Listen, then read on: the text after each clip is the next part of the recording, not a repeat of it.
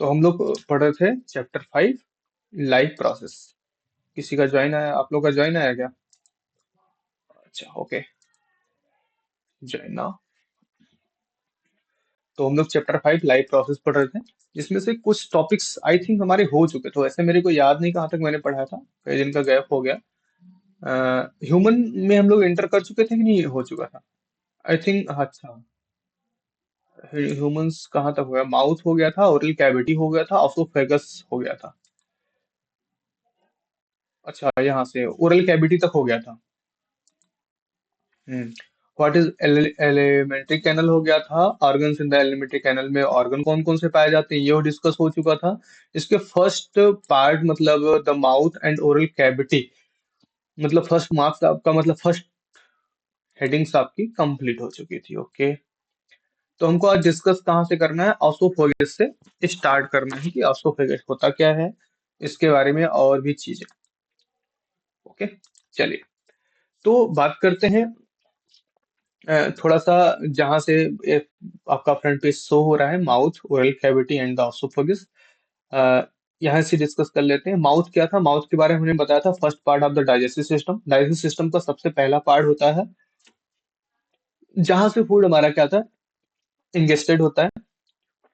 ठीक। Oral cavity क्या होता है? Oral cavity compare the palate, tongue and teeth.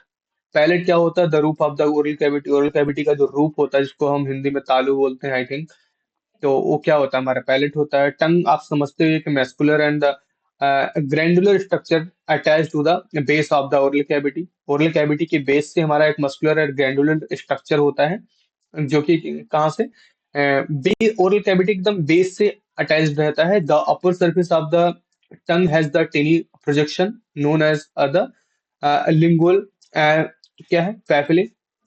इसको हम क्या बोलते हैं? लिंगुअल पैपिले बोलते हैं। 1 मार्क्स का क्वेश्चन मैंने बताया था, किस पे ध्यान रखिएगा कि सिंगल चॉइस क्वेश्चन या 1 वर्ड क्वेश्चन, इस तरह के क्वेश्चन यहाँ से पूछे गए हैं कई बार। Lingual papillae are the 3 type, 3 type के होते हैं, 3 टाइप के नाम आपको दिए गए। ठीक है। आते हैं हम लोग किस पे? आसोफेगस पे। आसोफेगस क्या है? It is a muscular tube. Oesophagus क्या होता है? It is a muscular tube. ये क्या होता है? एक मैस्कुलर ट्यूब होता है। एक मिनट। हाँ, ये क्या होता है? एक मैस्कुलर ट्यूब होता है through which small ball of the food pass from the mouth.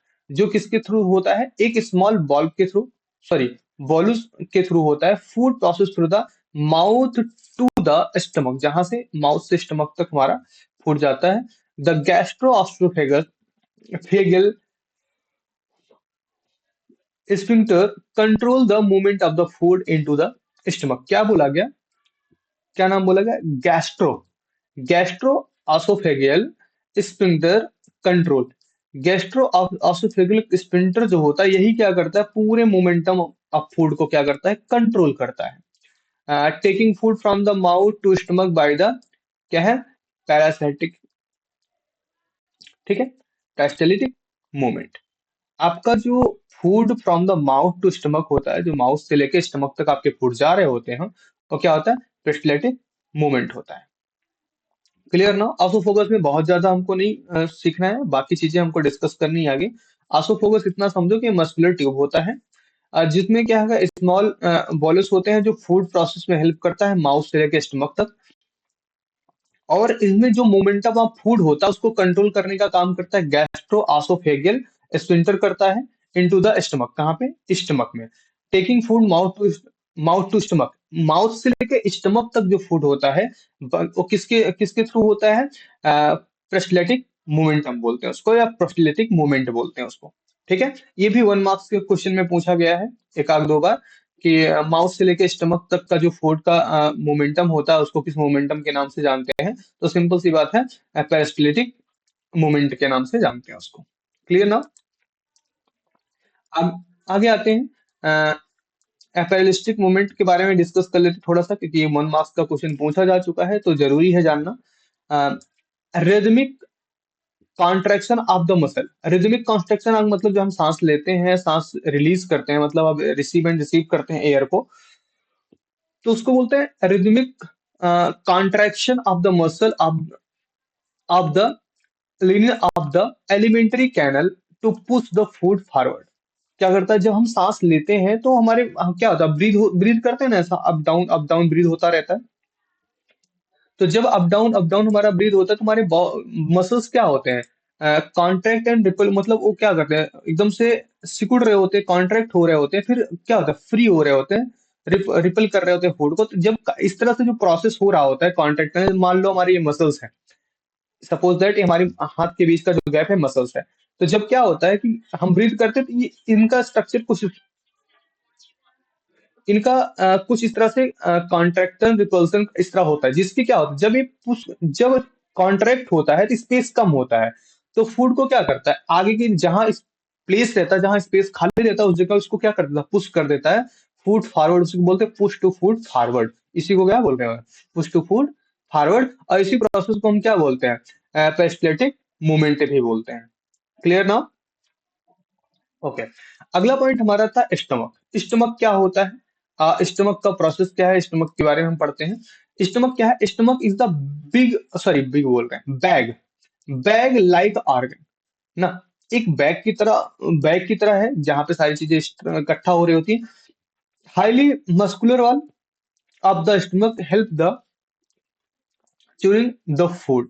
Stomach basically इतना समझो कि बैग लाइक ऑर्गन, मतलब बैग की तरह एक ऑर्गेनिक बिहेवियर है, ये ऑर्गन का बिहेवियर है। हाई मस्कुलर वाल, जिसका क्या होता है, मस्कुलर वाल बहुत हाई होता है, जिसका मसल्स का वाल क्या होता है, बहुत स्ट्रांग होता है। High muscular wall of the stomach, stomach का जो होता है मस्कुलर वाल होता है, वो बहुत मजबूत होता है। The wall of the stomach secret hydrochloric acid. ये क्या सीक्रेट करता है, हाइड्रोक्लोरिक एसिड, मतलब HCl को सीक्रेट करता है। ठीक है। Hydrochloric acid kills the germs which may be present in food. Hydrochloric acid का काम क्या होता है, वो किल करता है जम्स को जो कि फूड में प्रेजेंट होते हैं। तो हम जो फूड्स को यूज करते हैं उसमें बहुत सारे जम्स पाए जाते हैं जो हमारी बॉडी के लिए हार्मफुल होते हैं, जिनका रिक्वायरमेंट हमारी बॉडी में नहीं होता है। उन सबको क्या करता है, हाइड्रोक्लोरिक एसिड उनको क्या कर देता है, किल कर देता है। अब लेकिन ये नहीं है कि आप कुछ भी खा लो उसको हाइड्रोक्लोरिक एसिड हमेशा किल करता ही बैठा रहेगा। ठीक है। तो कुछ चीजें होती हैं, कुछ ऐसे स्ट्रॉन्ग स्ट्रक्चर्स भी होते हैं, कुछ स्ट्रॉन्ग जर्म्स भी होते हैं, जिनको हम क्या करते हैं, फूड के साथ अपनी बॉडी में रिसीव कर लेते हैं। तो स्टमक में पहुंच जाता है, तो वहां पे क्या प्रॉब्लम होती है, हाइड्रोक्लोरिक एसिड उनको किल नहीं कर पाते, उन जर्म्स को डिस्ट्रॉय नहीं कर पाते, जिससे हमारी बॉडी में डिजीज, फंगस, इन्फेक्शन, बहुत सारी इन सारी टाइप के क्राइटेरिया क्रिएट हो जाते हैं। क्लियर ना? चलिए, तो आगे क्या है हमारा, moreover it make the medium inside the stomach as acidic. ये क्या करता है, moreover it make the medium inside the stomach. ये क्या करता है, make the medium inside the stomach as acid, acid का बिहेवियर क्रिएट करता है। The acidic medium is necessary for the gastric enzyme to work ना। Acidic medium जो होता है बहुत ही रिक्वायरमेंट होता है, बहुत जरूरी होता है, किसके लिए, enzyme to work, gastric enzyme को वर्क करने के लिए एसिडिक मीडियम की रिक्वायरमेंट होती है। तो क्या बना देता है, एक एसिडिक मीडियम बना देता है। बोला गया it make the medium inside the stomach, stomach के अंदर कैसा बना देता है, एसिडिक मीडियम बनाता है। और ये स्टिक हाँ, ये एसिडिक मीडियम हमारे किस काम में आता है, necessary for the gastric enzyme to work, मतलब गैस्ट्रिक एंजाइम जो होता है, जितने भी होते हैं, उनको वर्क करने में कौन हेल्प करता है, एसिडिक मीडियम हेल्प करता है। ठीक है। अब द एंजाइम, जैसे pepsin secrete in the stomach, pepsin क्या होता है, सेक्रेट होता है कहाँ से, हमारे स्टमक में सेक्रेट होता है। Does partial digestion of the protein ना, does the partial digestion of protein, ये क्या करता है, प्रोटीन के पार्शियल डाइजेशन को वर्क कराता है। The muscle secrete by the wall, sorry muscles बोल रहे हैं, mucus, the mucus secrete by the wall of the stomach save the inner lining of the stomach from the getting damage for the hydrochloric acid। अब क्या बोला गया, the मस्कस, जो मस्कस होता है, सेक्रेट बाय द वाल, जो वाल के द्वारा सेक्रेट होता है, ऑफ द स्टमक, किसका, स्टमक का, सेव द इनर लाइनिंग को क्या करता है, इनर लाइनिंग को सेव करता है, सेव रखता है, of the stomach from getting damage, stomach के लाइनिंग को क्या करता है, सेव रखने का काम करता है, कहां से, जो getting damage from the hydrochloric acid, जो हाइड्रोक्लोरिक एसिड से क्या हो जाते हैं, डैमेज हो जाते हैं। अब ध्यान से समझना, यहां से थोड़ा सा हम एक्स्ट्रा इन्फॉर्मेशन आपको बताएंगे कि अब देखो यहाँ पे क्या बोला गया, कि जो मस्कस होता है ये हमारी बॉडी के अंदर स्टमक में जो इनर लाइनिंग है, इसको लीनिंग बोल सकते हो आप। लाइनिंग लीनिंग बहुत अलग अलग प्रोनाउंसिएट हर टीचर अपने हिसाब से करते हैं। तो लीनिंग जो है ऑफ द स्टमक, स्टमक का जो इनर लीनिंग है वो उनको कौन क्या करता है, रिपेयर करता है, मस्कस रिपेयर करता है। लेकिन किस रिपेयर करने की रिक्वायरमेंट क्यों हो रही होती है कि हमारे बॉडी के अंदर में जब हाइड्रोक्लोरिक एसिड रिलीज होता है तो वो बहुत से बॉडी के पार्ट्स को, इनर मतलब स्टमक के अंदर के पार्ट्स को डैमेज करता है। अंदर के पार्ट्स को क्या कर देता है, डैमेज कर देता है। तो वो डैमेज की सिचुएशन में अगर वो डैमेज को रिपेयर नहीं किया जाएगा तो भाई वो क्या हो जाएगा, आपका एक बड़ा घाव टाइप का, मतलब डिजीज टाइप का भी क्रिएट हो सकता है, या कोई इन्फेक्शन टाइप क्रिएट हो सकता है। ठीक है। तो ऐसी सिचुएशन के लिए क्या होता है, मस्कस उसको रिपेयर करने का काम करता है। बहुत बार आप लोगों ने सुना होगा कि जैसे जो फास्ट फूड का यूज ज्यादा करते हैं, या बाहर के मतलब मार्केट के फूड्स को ज्यादा यूज करते हैं, होममेड फूड कम यूज करते हैं। तो जो जो ज्यादा से ज्यादा क्या करते हैं, आउटर फूड जहाँ पे जम्स ज्यादा होते हैं, जम्स वाले फूड्स को हम यूज करते हैं। तो उनको कभी कभी जब स्टमक में पेन क्रिएट होता है, डॉक्टर के पास जाते हैं, डॉक्टर बोलते हैं कि पेट में क्या हो चुका है, स्टमक में क्या हुआ, इन्फेक्शन हो चुका है। तो इन्फेक्शन क्या होते हैं, यही होता है कि वो हाइड्रोक्लोरिक एसिड से जो डैमेज्ड वाल है हमारी, वो रिपेयर नहीं हो पा रही है। और रिपेयर क्यों नहीं हो पा रही थी, क्योंकि हाइड्रोक्लोरिक एसिड सबसे पहले कब रिलीज होता है, जब हमारे बॉडी में फूड इंटर करता है, तभी हाइड्रोक्लोरिक एसिड रिलीज हो जाता है। देखो सेकंड पॉइंट में मैंने बताया, the wall of stomach bag like the organ high something this. Second में, the wall of the stomach secrete hydrochloric acid, hydrochloric acid kills the germs which may be present in the food। Food जब inter करता है तो उसी time hydrochloric acid release होता है, और वो क्या करता है, उस फूड में जितने भी जम्स होते हैं उनको डेड किल करने का काम करता है। बहुत सारे टाइम ऐसे होते हैं कि उनको वो किल नहीं कर पाता है। अब हाइड्रोक्लोरिक एसिड है, और जिन जम्स को नहीं किल कर पाया, वो भी अपना कुछ एसिडिक नेचर या बेसिक नेचर या कुछ ऐसा नेचर रिलीज करेंगे, क्योंकि भाई अपनी जनरेशन को वहां पे वो इंक्रीज करेगा। फिर आगे क्या होता है कि इनकी वजह से हमारे मस्कस वीक हो जाते हैं। मस्कस को जितना रिपेयर करने की कैपेसिटी होती है उतना तो रिपेयर करते हैं, बट कुछ पार्ट्स उसमें हाइड्रोक्लोरिक एसिड वजह से ज्यादा डैमेज हो जाते हैं, उनको क्या नहीं कर पाता, फिर से उसको मेंटेन नहीं कर पाता। जिसकी वजह से हमारे बॉडी में, हमारे स्टमक में डॉक्टर की तरफ से जब चेक कराया तो बोलते हैं कि आपके स्टमक में इन्फेक्शन हो गया है, लिवर इन्फेक्शन हो गया है, स्टमक इन्फेक्शन हो गया है, या बहुत बार बोला जाता है सीधी भाषा में, अगर आपके पेट में घाव हो गया है, स्वाइल हो गया है ना। तो ये प्रॉब्लम्स किसकी वजह से होता है, इसकी वजह से हो जाता है।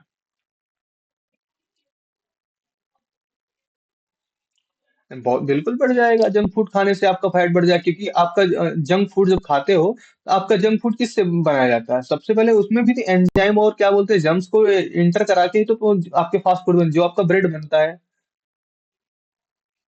इसी से बनता है ना। तो आपका जो जो पाव बनता है, ब्रेड बनता है, बहुत सारी चीजें आती हैं जिसमें लोग बर्गर यूज करते हैं, जितने भी चीजें, पिज्जा, ये सब क्या होते हैं, इन सबको बेसिकली अगर स्ट्रेट फॉरवर्ड वर्ड में बोले तो सड़ा के ही तो बनाया जाता है।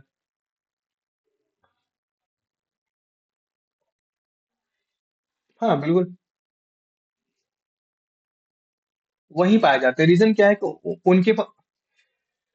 उनके पास जंक खाने का भी कुछ पर्टिकुलर रीजन भी है, और कुछ उन अपने टाइम को बचाने की वजह से भी जंक खाते हैं ना।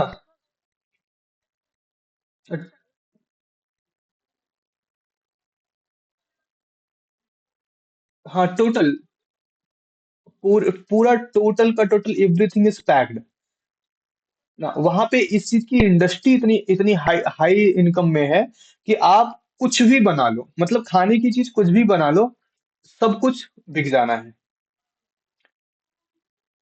हाँ बस आप उसको प्रिजर्व रखना जानते हो, बस आप कितना लंबे सब समय तक प्रिजर्व रख सकते हो।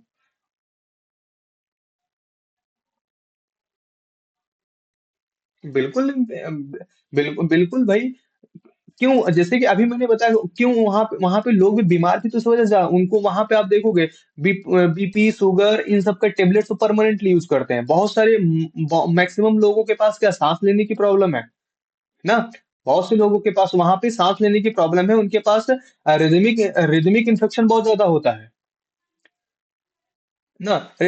राइमिक इन्फेक्शन क्यों ज्यादा होता है, रीजन क्या है, बहुत सारी चीज, इतनी बैक्टीरिया उनके अंदर में, इतने जम्स उनके बॉडी के अंदर होते हैं, हाइड्रोक्लोरिक एसिड कितना रिलीज करेगा।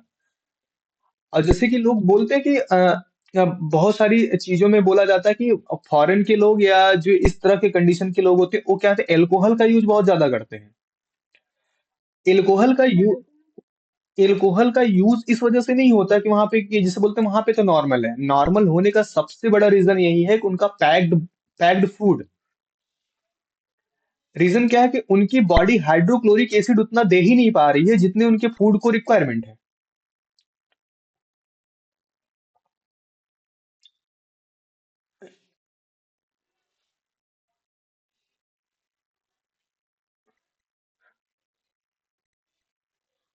नहीं, बारिश तो जो कुछ पर्टिकुलर एरियाज में हो रही होती है, विटामिन डी का सबसे मतलब बैड इफेक्ट इस वजह से है कि वहां के मैक्सिमम लोग अपनी फैसिलिटी के अंडर में ज्यादा रहते हैं।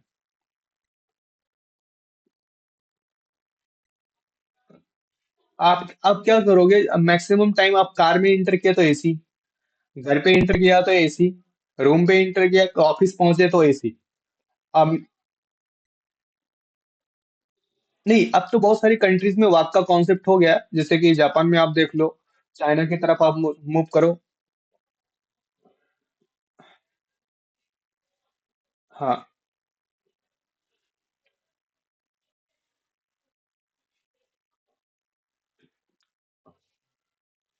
बि- जितना जितना आप क्या करोगे अपने क्या बोलते हैं, अर्थ के सेंटर के नियर अबाउट पहुंचोगे, अर्थ के सेंटर के नियर अबाउट जितना रहोगे, उतना उतना धूप ज्यादा रहेगी।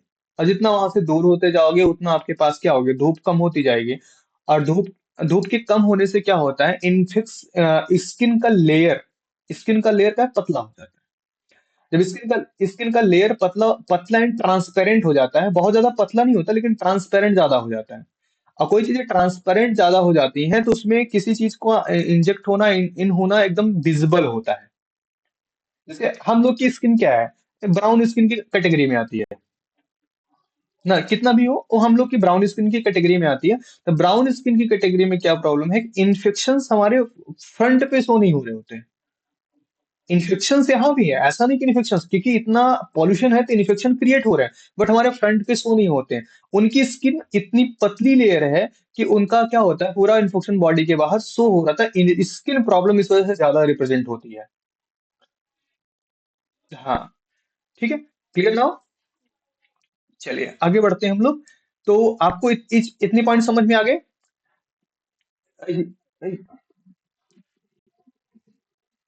ओके, तो यहाँ पे देखो एक, हाँ,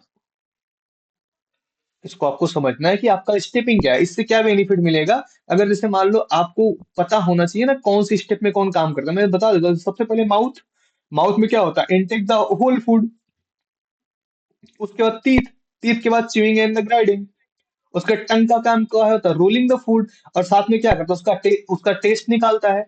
और साथ में, और उसके बाद कौन सा है, सेलिवरी ग्लैंड होता है। सेलिवरी ग्लैंड क्या करता है, उसमें सलाइवा छोड़ता है ना, pushing pushing down the food, क्या, secrete the saliva and the plus mucus ना। इतना काम क्या होता है यहाँ पे, सलाइवा के साथ में हो जाता है।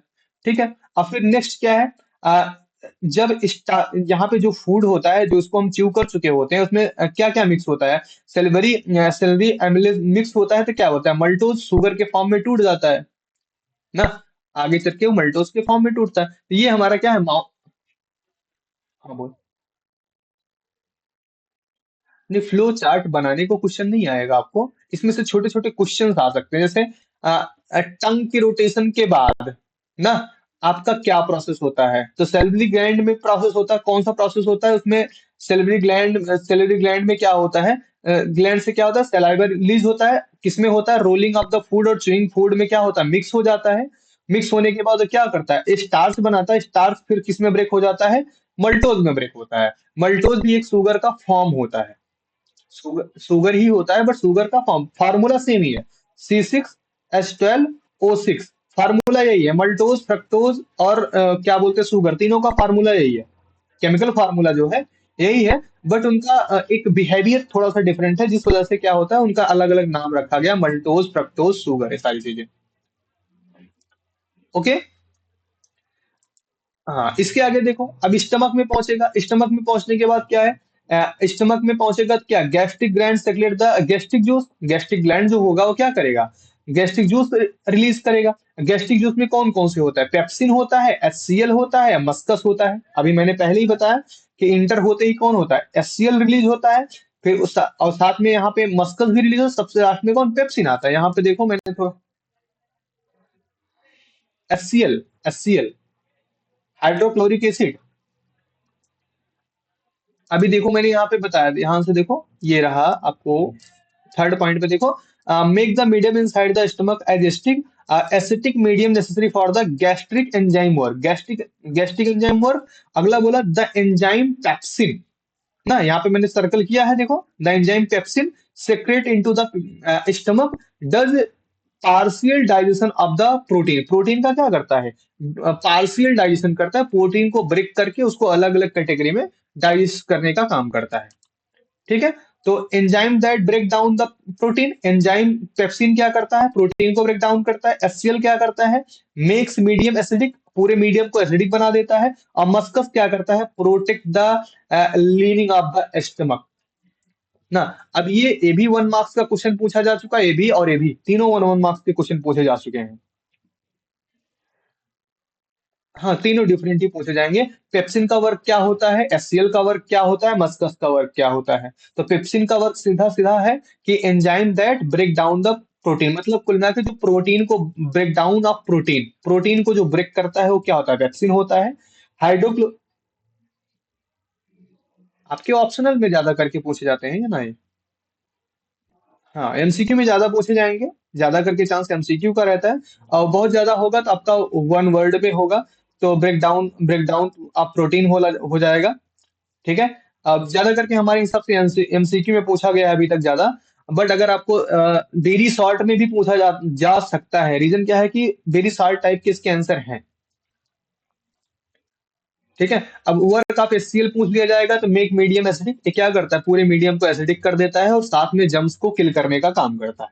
अभी मैंने पीछे बताया कि जो एचसीएल होता है वो जम्स को किल करने का काम करता है। सेकंड सेकंड स्टेटमेंट में stomach is the, sorry second में, the wall of the stomach secrete hydrochloric acid, ये क्या करता है, एचसीएल सेक्रेट करता है, हाइड्रोक्लोरिक एसिड इसी को बोलते हैं।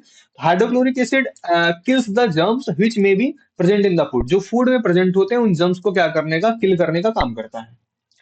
ठीक है, मस्कस क्या करता है, protect inner lining of the stomach, stomach stomach के इनर लाइनिंग को क्या करता है, प्रोटेक्ट करता है। क्यों प्रोटेक्ट करता है, क्योंकि आपको यहाँ पे देखो मैंने बताया था कि किससे, हाइड्रोक्लोरिक एसिड से डैमेज हो जाता है हमारा, क्या हो जाता है, हाइड्रोक्लोरिक एसिड से डैमेज हो जा वाल हमारी क्या हो जाती है, स्टमक वाल डैमेज हो जाती है। तो हाइड्रोक्लोरिक एसिड से डैमेज वाल को कौन कौन फिर रिपेयर करता है, मस्कस रिपेयर कर रहा होता है। Okay, clear now. चलिए आते हैं स्टमक पे। स्टमक हमारा क्या है, it is a muscular bag, अभी मैंने पीछे बताया भी था, मस्कुलर बैग होता है। Position at the upper left part of the abdominal cavity, हमारी बॉडी का एब्डोमिनल कैविटी मैंने अभी फिगर में आपको दिखाया था इस वाले पार्ट में। एब्डोमिनल कैविटी हमारी क्या होती है, ठीक है। एब्डोमिनल कैविटी में कहां से होता है, position at the upper left of the abdominal cavity, abdominal cavity के अपर लेफ्ट पार्ट में होता है। इट हैज 4 पार्ट, इसके पास 4 पार्ट होते हैं। पहला क्या, कार्डियक, दूसरा फंडस, तीसरा body and the pyloric portion. ये 4 पार्ट्स होते हैं किसके पास, हमारे स्टमक के पास। ठीक है, स्टमक क्या होता है, it is the muscular bag होता है। मैंने पीछे अभी जस्ट बताया स्टमक के बारे में कि एक मस्कुलर बैग होता है जो कि बहुत स्ट्रांग मसल का बना हुआ होता है। इस अब यहाँ पे इसकी पोजीशन बताई जा रही है, पोजीशन कहाँ होता है, upper left part part of the abdominal cavity, abdominal cavity के अपर लेफ्ट पार्ट में होता है। इट हैज 4 पार्ट्स, इसके पास 4 पार्ट होते हैं, cardiac, fundus, body and the pyloric portion. ये 4 पार्ट्स होते हैं। चारों पार्ट्स के बारे में मैंने डिस्क्राइब किया है, सिंगल मार्क्स के क्वेश्चन यहां से भी बनते हैं। कार्डियक पार्ट क्या होता है, this is the present close to heart, ये क्या प्रेजेंट होता है एकदम हार्ट के जस्ट पार्ट। अगर आपको याद हो तो कार्डि हार्ट में आप लोगों ने पढ़ा होगा कार्डियक, ऑलरेडी पढ़ा होगा कि नहीं पढ़ा है? कार्डियक, कार्डियक अटैक नाम का एक वर्ड आप लोगों ने पढ़ा होगा। नहीं, हार्ट अटैक दूसरा था। हार्ट अटैक और कार्डियक अटैक, दो अटैक आप लोगों को एक साथ पढ़ाया गया होगा, जहां पढ़ाया गया होगा।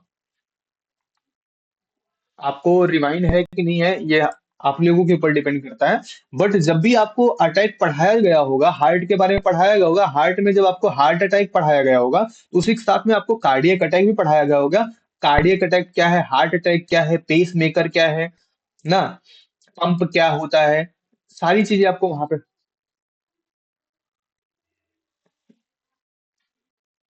नहीं, एक पैराग्राफ में नहीं, ये अलग अलग है। हार्ट अटैक अलग है, causes causes of heart attack अलग होता है, काजेस ऑफ कार्डियक अटैक अलग होता है। कौन से में ह्यूमन बीइंग के डेथ होने या किसी भी ऑर्गन्स के डेथ होने के चांसेस ज्यादा होते हैं, किसमें डेथ होने के चांस कम होते हैं, किसका किसमें क्या। हाँ, नहीं तो ये चलो ठीक है, नहीं पढ़ाएगा तो कोई बात नहीं। बट अब देखो, अब इसके बारे में अगर आगे चर्चा करनी होगी तो हम डिस्कपली करेंगे। बाकी अभी इतना समझो कि हार्ट अटैक, कार्डियक अटैक, ये दोनों डिफरेंट अलग अलग चीजें होती हैं। दोनों के अलग अलग कॉजेज होते हैं, अलग अलग बिहेवियर होते हैं। ठीक है। तो कार्डियक पार्ट क्या होता है, जो हार्ट के एकदम से नजदीक, मतलब हार्ट के जस्ट पास होता है, उस पार्ट को हम क्या बोलते हैं, कार्डियक पार्ट बोलते हैं, स्टमक का। ठीक है। सेकंड क्या है, इसमें कुछ और information, the stomach is regulated by the gastro oesophageal sphincter. अभी तो इसको मैंने जस्ट पीछे बता दिया। ठीक है, stomach is regulated by gastro oesophageal sphincter. अगला क्या है, fundus. It is dome shaped and usual filled with air. क्या बोला गया, it is dome shaped and is usually filled with air. ये क्या होता है, एक डोम शेप होता है और ये टोटली क्या होता है, एयर से भरा हुआ होता है। किससे भरा होता है, एयर से भरा होता है। थर्ड पार्ट आपका क्या है, body. This is this is the main part of the stomach. Stomach का मेन पार्ट आपका क्या होता है, जिसको हम क्या बोलते हैं, बॉडी बोलते हैं। ठीक है। स्टमक का मेन पार्ट क्या है, बॉडी, जिसको हम स्टमक का मेन पार्ट बोलते हैं। पाइलोरिक क्या होता है, it open in the first part. क्या कहाँ ओपन होता है, first part of the small intestine. Small intestine के फर्स्ट पार्ट में ओपन होता है ना। डेडनम, फर्स्ट पार्ट डेडनम कहाँ पे, यहाँ पे ओपन होता है। The opening of the stomach into the small intestine is regulated by the pyloric sphincter. ये किसके द्वारा रेगुलेट होता है, पाइलोरिक, किसके द्वारा, पाइलोरिक स्पिंटर के द्वारा रेगुलेट होता है। बातें समझ में आ रही, पाइलोरिक को ध्यान से पढ़ लेना। क्या होता है, यहां से क्वेश्चन बन सकता है, अच्छा बन सकता है। It open the first part of the small intestine. Small intestine के फर्स्ट पार्ट में ओपन होता है, उसको क्या बोलते हैं, डेडेनम बोलते हैं। The opening of the stomach, stomach का जो ओपनिंग होता है of the stomach into the small intestine में इज रेगुलेटेड बाई, ये किसके द्वारा रेगुलेट होता है, पाइलोरिक स्पिंटर के द्वारा रेगुलेट होता है। दैट मीन्स ये जो पाइलोरिक पढ़ रहा है ना, ये पूरा का पूरा प्रोसेस पाइलोरिक स्पिंटर के द्वारा रेगुलेट होता है। ठीक है। अब यहाँ पे सारा काम हमारा माउथ का खत्म होता है, इन्वॉल्व कहाँ पहुंच गए हम लोग, स्मॉल इंटेस्टाइन में इंटर कर चुके हैं। क्योंकि हमारे स्टमक तक फूड आया, स्टमक के फूड आने के बाद कार्डियक पार्ट, कार्डियक पार्ट से फिर फंडस, फंडस के बाद बॉडी, बॉडी के बाद पॉलरिक का काम होता है। पॉलरिक क्या करता है, सबसे पहला काम, पहला पार्ट में स्मॉल इंटेस्टाइन, जिसको हम बोलते हैं डेडेनम बोलते हैं, डेडेनम में क्या करता है, फूड को इंटर कर देता है। ठीक है। अब बात करते हैं स्मॉल इंटेस्टाइन की। तो स्मॉल इंटेस्टाइन क्या है, it is a highly coiled tube like structure. ये क्या होता है, हाईली कॉइल्ड ट्यूब स्ट्रक्चर होता है। The small intestine is longer than the large intestine. जो स्मॉल इंटेस्टाइन है, ये लार्ज इंटेस्टाइन से बड़ा होता है। ये भी क्वेश्चन कई बार पूछा जा चुका है और काफी फेमस क्वेश्चन भी है कि कौन सा intestine, name the largest intestine name. जब पूछा जाता है नेम द लार्जेस्ट इंटेस्टाइन, तो हम क्या करते हैं, क्या बोल देते हैं, लार्ज इंटेस्टाइन ना। नहीं, याद है, अच्छी बात है, बहुत बढ़िया है। बट क्या होता है कि माइंड में नॉर्मल यही बात दौड़ के आती है कि जब वो लार्जेस्ट पूछा गया लार्ज इंटेस्टाइन, स्मॉलेस्ट पूछा गया स्मॉल इंटेस्टाइन।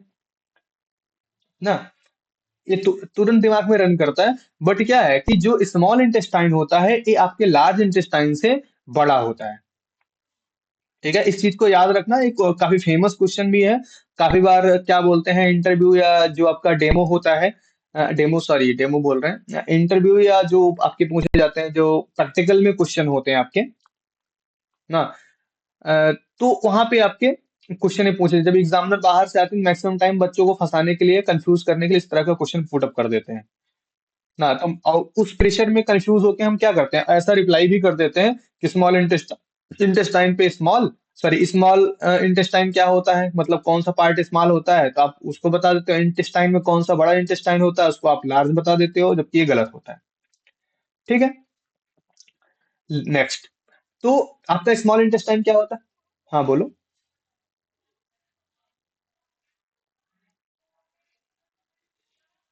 अब प्रोसेस तो बेसिकली वैसा ही होता है।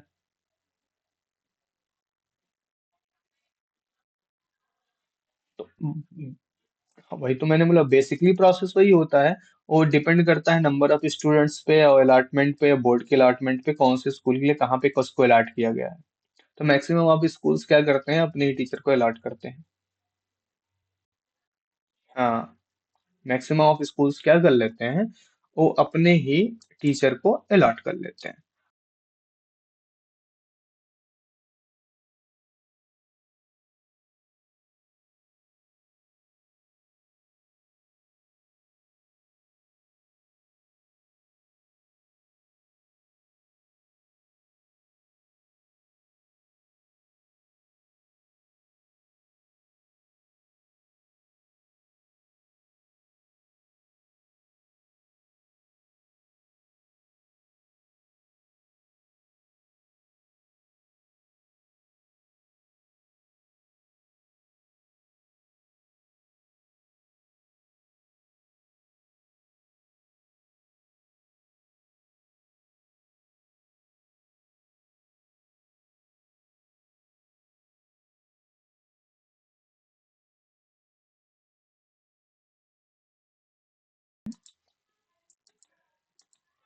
हाँ, हाँ, but it's lumen is smaller than the large intestine.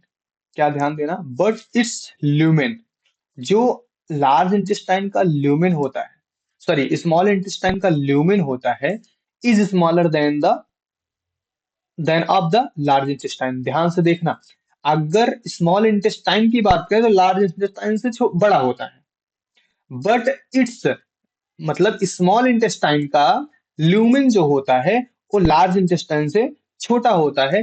The small intestine is divided into three part. Small intestine कितने पार्ट में डिवाइड है? थ्री पार्ट में। लाइक कौन कौन सा? डिओडेनम ना, जिजुनम एंड द इलियम। कौन सा? Duodenum, jejunum and the ileum. Duodenum वो पार्ट होता है जिसमें सबसे पहले फूड क्या हो रहा होता है, इंटर कर रहा होता है। डिओडेनम क्या होता है? एनसीईआरटी में शायद नहीं है, बट आपके पास उसमें जो स्टैंडर्ड बुक है उसमें होगा आई थिंक, जहां तक हमको याद है। हाँ बिल्कुल बिल्कुल, अब मैं आपके सिलेबस में जितना आपके क्वेश्चन पीछे आ चुके होंगे या जहां तक आने के चांसेस है, मैं वही उतना आपको पढ़ाऊंगा। बेसिकली स्मॉल इंटेस्टाइन को पढ़ने में भी आपको कम से कम एक हफ्ते लग सकते हैं, अगर हमको सिर्फ स्मॉल इंटेस्टाइन पढ़ाना हो तो। इतना बड़ा पोर्शन है। हाँ बड़ा पोर्शन है। मतलब ह्यूमन जो हम लोग पढ़ रहे हैं, ह्यूमन का जो टॉपिक ही है ये, इसको पढ़ने में हमको कम से कम 15 से 20 दिन, एक महीने लग सकते हैं, अगर आप पूरा अच्छे से पढ़ें ढंग से। अगर जितना हम लोग का क्लास चलता है, one one and half hour का, 1 आवर 20 मिनट्स का चलता है, अगर टोटल क्लास हम 1 मंथ पढ़े तो पूरा खत्म हो सकता है। मैं आपको बस उतना बता रहा हूँ जितना आपके 10th बोर्ड में आ चुके हैं या उससे रिलेट हो चुके हैं। रीजन क्या, कुछ चीजें ऐसी होंगी जहां पे जैसे एग्जामिनर पूछ चुका है, जैसे अभी लास्ट क्वेश्चन आपसे यहाँ तक पूछा जा चुका है कि वो जो आपका पायलोरिक है, ये किसका पार्ट है, स्टमक का पार्ट है, यहां तक क्वेश्चन पूछा जा चुका है। लेकिन अब की बार अगर पॉलरिक का क्वेश्चन पूछ लिया तो पॉलरिक का सबसे पहला ही काम क्या होता है, ड्यूडेनम में फूड को एंट्री करना। उसका काम क्या था, इसका open in the first part of the small intestine. Small intestine के सबसे पहले पार्ट ड्यूडेनम में ओपन होता है। ठीक है, अभी तक पॉलिटिक्स तक का क्वेश्चन पूछा जा चुका, अगर आगे अब की एग्जामिनर बढ़ा तो कहाँ पहुंचेगा, ड्यूडेनम में पहुंचेगा। तो दैट मीन्स मैं आपको उतना ही टॉपिक डिस्कस करा रहा हूँ जितना आपके पोर्शन के लिए इंपॉर्टेंट है। ओके। हाँ। तो एनसीईआरटी में मे बी मिल भी सकता है, आई थिंक शायद नहीं है, अगर होगा तो बहुत अच्छी बात है, बट आपकी स्टैंडर्ड किसी फॉर्मेशन में जरूर होगा।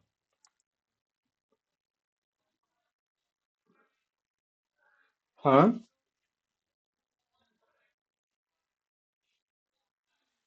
और 21 पे अगर आप हो तो आपका आई थिंक 300 समथिंग स्टूडेंट्स ने अभी तक एग्जाम दिया था इस टेस्ट में।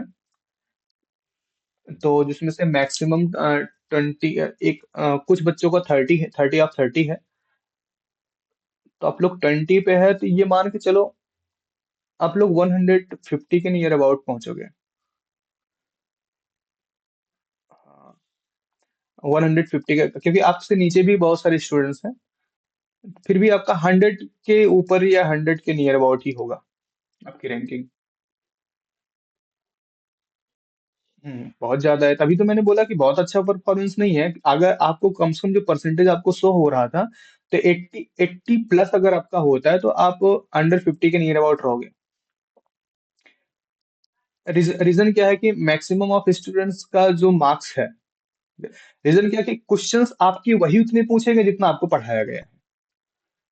तो उसमें से हमको जहां तक क्राइटेरिया मैंने अभी तक जितना देखा, बहुत ज्यादा तो मैंने देखा नहीं, तभी आपको आपकी क्लास स्टार्ट होने से पहले ही मैंने देखा पूरा लिस्ट। अभी तो एनालिसिस कल कल ऑफ है, तो एनालिसिस कल सारा होगा। तो उसमें से लगभग 30 से 40% स्टूडेंट्स बहुत कम मार्क्स में है। उसके ऊपर से जैसे मीडियम कैटेगरी वाले में, जैसे आप लोग का जो जिनका मार्क्स 18 से 22, 23, 25 के बीच में है, तो जिसमें आप लोग इन्वॉल्व हो। और उसके ऊपर के भी स्टूडेंट कुछ लगभग 30 स्टूडेंट के नियर अबाउट ऐसे हैं जिनका 30 ऑफ 30 है, 30-40 के नियर अबाउट। हाँ।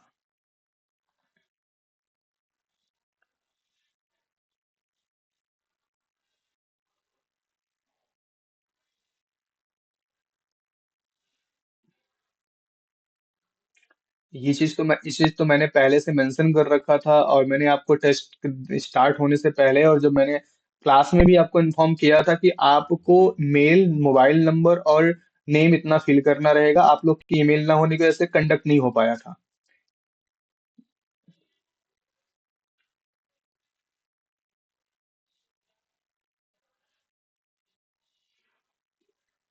तो मैंने तो बोला था कि आपको ओटीपी लेके कर देना था।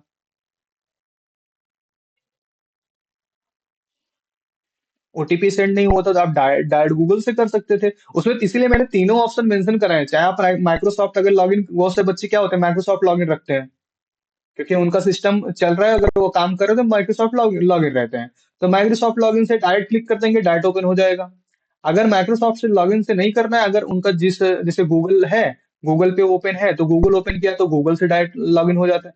बट अगर उनका दोनों लॉगिन नहीं है, उनको अनदर किसी डिवाइस में करना है जिसमें अपना ईमेल नहीं है उनका ना, तो वहां पे उनको क्या करना है, ईमेल सबमिट करना है, ओटीपी रिसीव करना है और सबमिट कर, तीनों फॉर्मेट इसीलिए मैंने दे रखा था आपको। सबसे बेस्ट ऑप्शन था कि आप ईमेल डाल के ओटीपी रिसीव कर लो। ऐसा नहीं होता कि ओटीपी रिसीव नहीं होगा, ओटीपी रिसीव हो रहा होगा, लेट आया होगा, हो सकता है मे बी सर्वर का इशू रहा, बट इधर से आपके मतलब इंटरनेट का इशू हो सकता है, इधर से वो जस्ट ना, क्योंकि 2 मिनट का टाइम ड्यूरेशन है उसमें ना, ओटीपी का 2 मिनट का टाइम ड्यूरेशन है। तो हमको जहां तक आइडिया है वो 15 सेकंड से लेकर 30 सेकंड के अंदर में भी सेंड हो जाता है यहाँ से।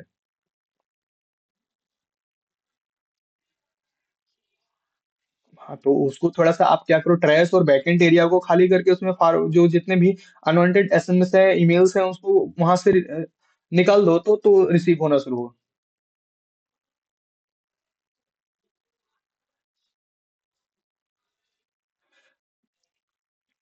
स्टोरेज फुल दिखाने का सबसे बड़ा रीजन होता है कि जब आप उस जिस डिवाइस से उसको कनेक्ट करके रखा होगा आपने, दैट मीन्स आपने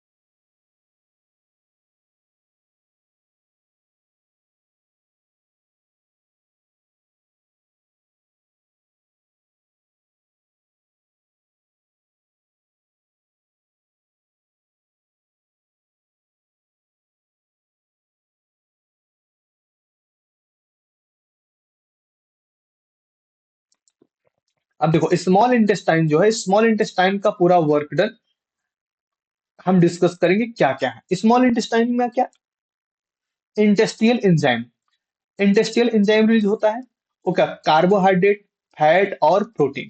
इसमें कौन कौन होता है इंटेस्टियल एंजाइम, कार्बोहाइड्रेट, फैट और प्रोटीन।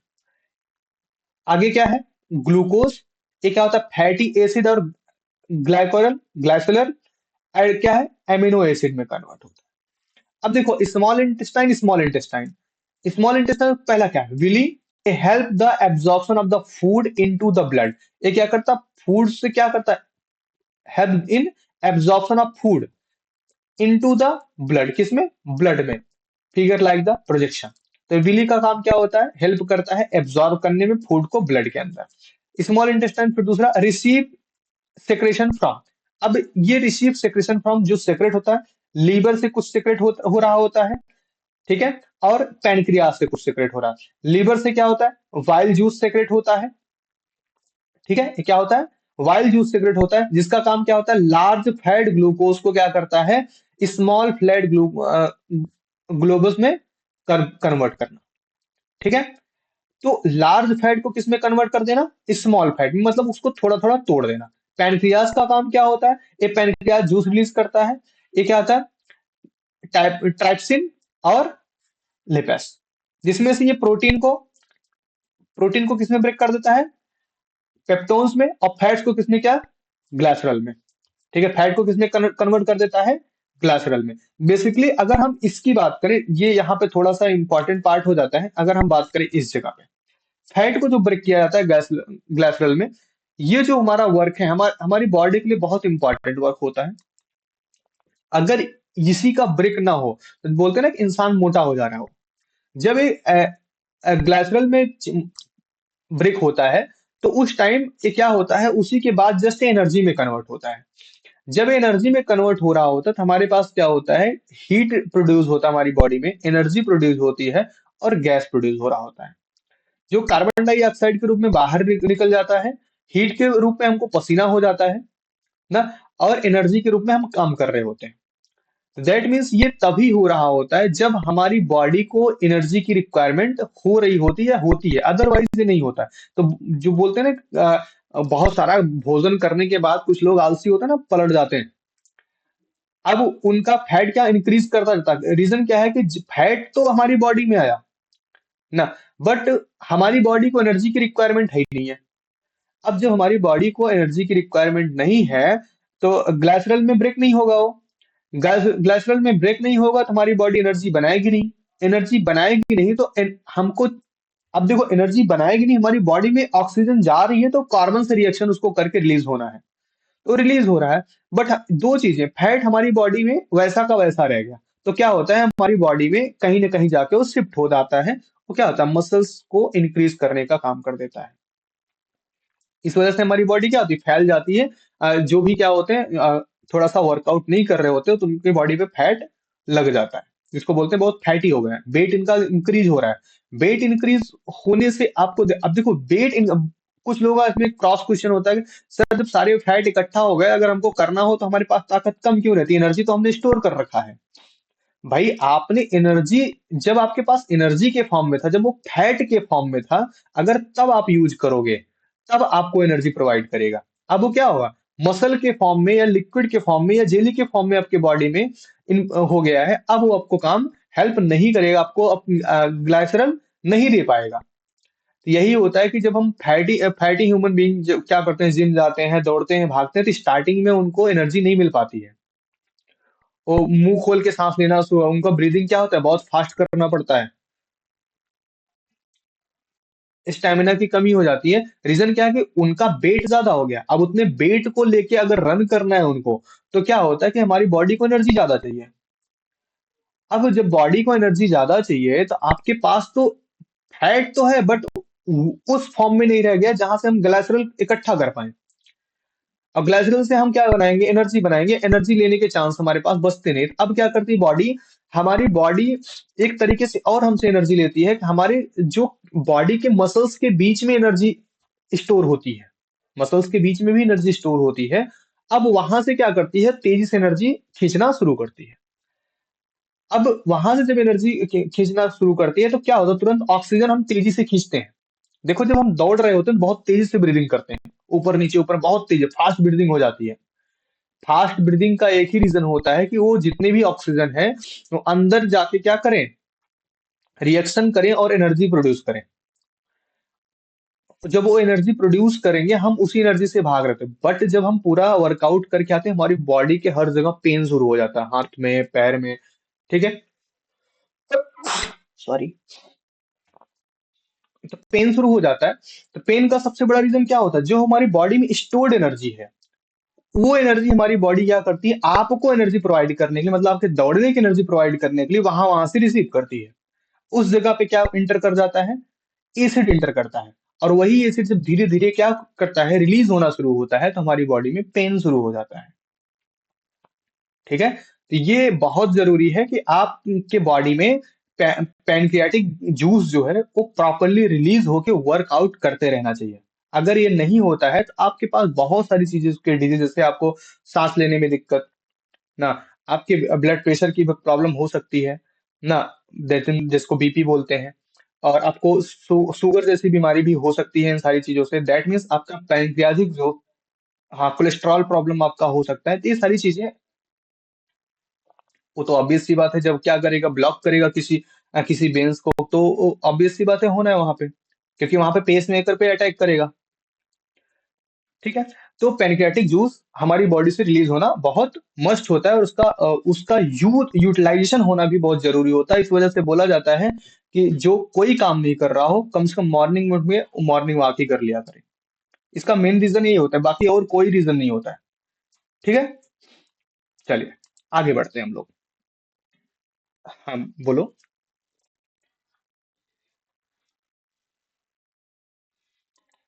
हम्म।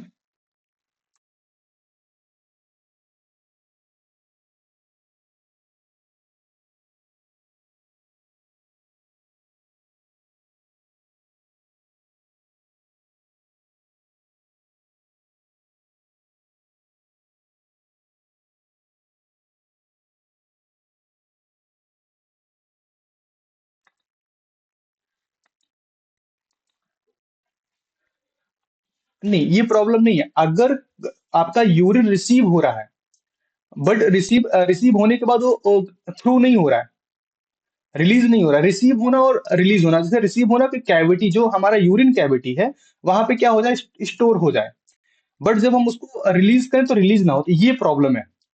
बट अगर यूरिन, हाँ, यूरिन कैविटी में क्या होता है, रिसीव नहीं हो रहा है, कोई प्रॉब्लम क्रिएट नहीं कर रहा है, तो वो बेस्ट है। दैट मीन्स आपके यूटिलाइजेशन का मैक्सिमम वर्क डन हो रहा होता है। ठीक है, जैसे हम फूड का यूज करते हैं, तो फूड में जितना बेस्ट क्या हो जाए, कि हमारे पास जितने भी एसिड जूसेस हैं, जितने भी डाइजेस्टिव जूसेस हैं, जितना बेस्ट रिलीज होंगे ना, उतना ही क्या होता है कि हमारी बॉडी का सारा स्ट्रक्चर मेंटेन रहता है। ओके, चलिए नेक्स्ट पॉइंट पे इंक्रीज करें। ओके, अगला इसी से रिलेटेड है, वाइल जूस के बारे में भी मैंने पढ़ा, वाइल एंड पैनक्रियाटिक जूस, उसके बारे में थोड़ा सा डिस्कस करेंगे बस। क्या है, bile and the pancreatic juice go to the, कहाँ पे, डेडनम। ठीक है, ये पॉइंट वैसे डिस्कस हमको नहीं करना चाहिए, बट हम बार बार इसका डिस्कस कर रहे हैं, क्योंकि जस्ट पीछे इसके पहले वाले एग्जाम में इससे जस्ट एक स्टेप पहले का क्वेश्चन पूछा जा चुका है। ठीक है, bile and pancreatic juice go to the duodenum through the, किसके, हेपोटन, क्या लिखा गया, हेपोटन पैक्रिटिक डक्ट, इसके थ्रू, हेपो, सॉरी, हेपा पैनक्रियाटिक, बहुत लंबा नाम है भाई। इसके थ्रू हमारा क्या होता है, डक्ट होता है। डक्ट का मतलब क्या होता है, जो भी मिक्स होता है, जैसे कि हम क्या, डक्ट का सेंस यहाँ पे क्या है, कि जब हम, जैसे देखो यहाँ पे, जी स्मॉल इंटेस्टाइन में जब रिसीव करता है सेक्रेशन फ्रॉम द लीवर से बाइल जूस होता है, और आपका ये क्या था, स्मॉल फ्लैट ग्लूकोज में ब्रेक कर देता है, एक टाइपसिन और लिस्पर, सारी चीजें जब एक में मिक्स हो जाती है, वो क्या होता है, आपका डक्ट हो जाता है। ठीक है, तो डक्ट के फॉर्म में वहां पहुंचता है। Bile break down fat into the smaller particle. Bile क्या करता है, जो उनमें फैट इन्वॉल्व होता है, जैसे फैट हम क्या करते हैं, फैट हमारे बहुत सारे तरीके हैं फैट हमारी बॉडी में इंटर करने के। तो फैट क्या, जब हम इंटर करते हैं तो क्या होता है, वो बहुत बड़े पार्टिकल हमारे बॉडी में इंटर करता है। तो हमको लगता है कि हमने छोटा छोटा करके इंटर किया है, बट बेसिकली वो बहुत बड़े पार्टिकल में इंटर करता है। अगर बेसिकली उनको हमारे स्टमक वाल से उसको सेक्रेट होना हो ना, या रिसीव होना हो हमारे ब्लड में, तो वो डायरेक्टली रिसीव नहीं हो सकता, तो उनको और छोटे पार्ट में ब्रेक करना होता है। तो वाइल जूस क्या करता है, डायरेक्ट उनको छोटे पार्ट में ब्रेक कर देता है। This process called the emulsification. ठीक है, इस प्रोसेस को क्या बोलते हैं, एमिलिफिकेशन ऑफ फैट। ठीक है, after that the enzyme lipase digest fat into the fatty acid and glycol. क्या बोला गया, आफ्टर दैट इसके बाद enzyme digest fat into fatty acid, किसमें, फैटी एसिड में, and the glycol, trypsin and the कैरोमेटिन। सॉरी क्या है, एक मिनट में जूम कर लूं, आपकी तरफ से जो शो हो रहा है पूरा प्रॉपर, एक मिनट में, आई लिखा है कि ई लिखा है, हाँ कीमोट्रिप्सिन आई है। ठीक है, chymotrypsin are the enzyme which digest the protein into the, क्या हुआ, अच्छा सॉरी, फिर से हम पढ़ देते हैं। This process called the emulsification of the fat. After that, the enzyme lips digest fat into fatty acid and the glycerol. तो ये कहाँ तक, किसमें, फैटी एसिड और ग्लाइकरल में होता है। Trypsin and the chymotrypsin and enzymes which digest protein, क्या करता है, प्रोटीन को डाइजेस्ट करता है इनटू द एमिनो एसिड, कौन से एसिड में कन्वर्ट कर देता है, एमिनो एसिड में। ठीक है, एमिनो एसिड, देखो जहां पे हम सर्कल करते हैं उसको थोड़ा सा आप ध्यान दिया करो, वहां से आपके पॉइंट बनते हैं। ठीक है, digestive protein into amino acid, कौन से एसिड में, एमिनो एसिड में। Complex carbohydrate are digested into glucose, और जो कॉम्प्लेक्स कार्बोहाइड्रेट्स होते हैं किसमें हो जाते हैं, डाइजेस्ट हो जाते हैं ग्लूकोज। अभी देखो जस्ट मैंने पीछे फैट के बारे में बताया कि फैट को क्या करते हैं, स्मॉल पार्ट में ब्रेक करते हैं, उसको क्या करते हैं हम, फिर फैटी एसिड बनाते हैं एंड द ग्लाइकोल बनाते हैं। फैटी एसिड और ग्लाइकोल के थ्रू हम क्या करते हैं, उसको एमिनो एसिड में कन्वर्ट करते हैं, डाइजेस्ट प्रोटीन इनटू एमिनो, जो प्रोटीन होता है वो एमिनो एसिड में कन्वर्ट हो जाता है। और यही एसिड हमारी बॉडी में पेन देने का काम कर रहा होता है। Complex carbohydrate are digested into the glucose, और जो कार्बोहाइड्रेट होता है वो किस में कन्वर्ट हो जाता है, ग्लूकोज में कन्वर्ट हो जाता है। देखो ये जो प्रोसेस है ना, पूरा ये प्रोसेस ध्यान दीजिएगा। The major part of the digestion taken place in the, क्या डेओडेनम है, हाँ डेओडेनम है। Digestion take place in the duodenum. ये क्या होता है, पूरा का पूरा प्रोसेस कहाँ हो रहा होता है, डेओडेनम में हो रहा होता है, जो कि first part of the small intestine है। Okay, clear now, okay. अब डेओडेनम के बाद हमारा सेकंड पार्ट शायद जेजुनम ही था। ठीक है, तो बोला गया no digestion take place in the jejunum, jejunum में कोई भी डाइजेशन नहीं होता है। The inner wall in the ileum in projected into the uh, numerous figure like the structure called villi. Villi increase the surface area. Villi क्या करता है, increase करता है surface area inside the ileum so that optimum absorption can take place, ताकि क्या हो सके, optimum absorption, optimum एब्जॉर्बिशन यहाँ पे हो सके।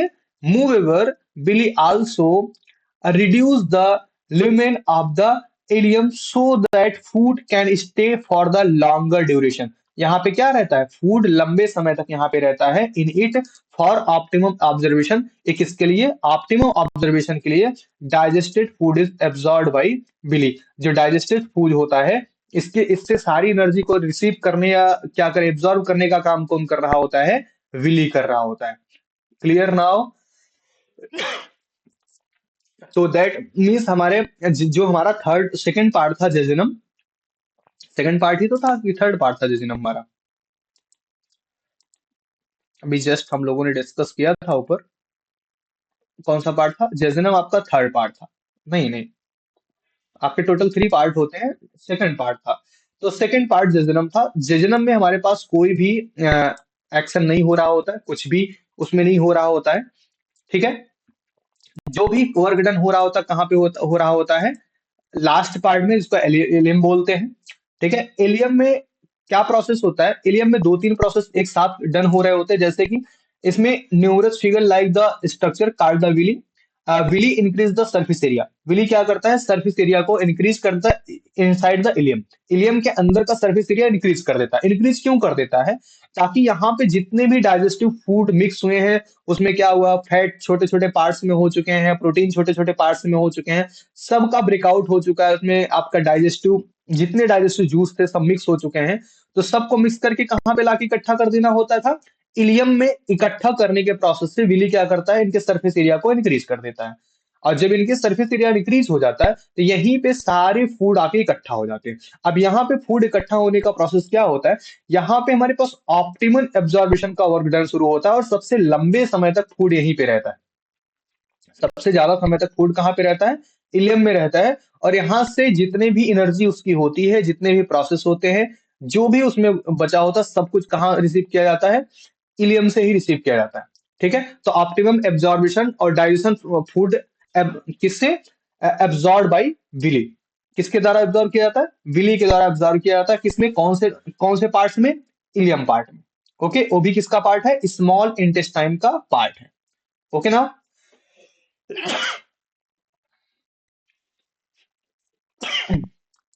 चलिए नेक्स्ट पॉइंट पे आते हैं। नेक्स्ट पॉइंट क्या है, नेक्स्ट पॉइंट आपका लार्ज इंटेस्टाइन है। हम लोग लार्ज इंटेस्टाइन की चर्चा कल करेंगे। ठीक है,